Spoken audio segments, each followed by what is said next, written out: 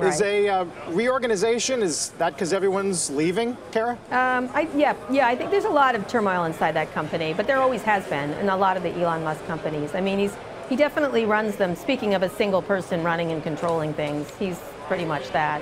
I think that article, the Kanye West one, they're saying he's crazy, right? I mean, I don't know, is that what I read? I'm pretty sure that's what they're saying.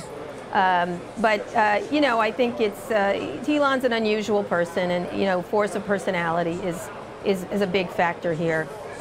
Jason Calacanis, who's a friend of his and also is an investor in Tesla, was talking about this idea. He always sets large goals for himself, and then if he gets to 70%, he gets attacked by the press. But he gets to 70%. You know what I mean? These goals are enormous, and so I think he gets annoyed when, you know, people don't see the grand vision of what he's doing, and what he's doing is incredibly hard.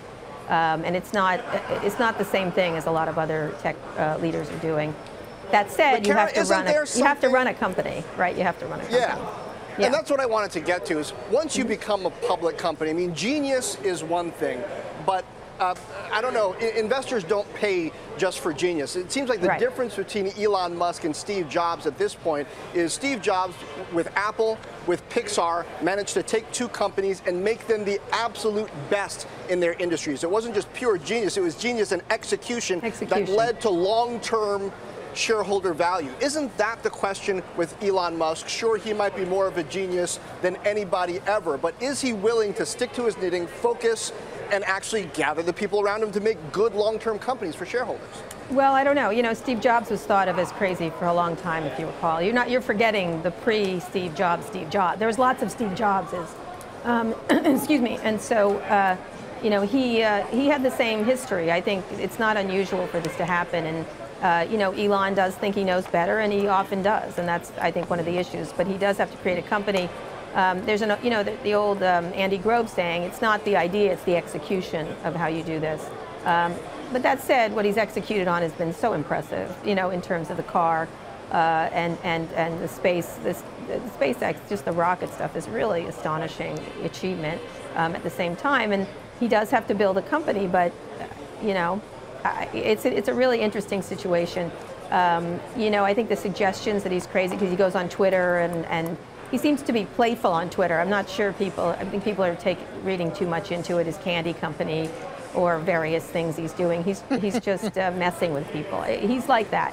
Having had a number of encounters with him, and small tiffs, and I've had a number of them, he's just like that. And I appreciate it, I have to say, compared to a lot of people who are polite to your face and not behind your back. He's pretty much, you know, what you see is what you get, and this is what you get when you have someone this creative, this innovative, and this certain of his vision.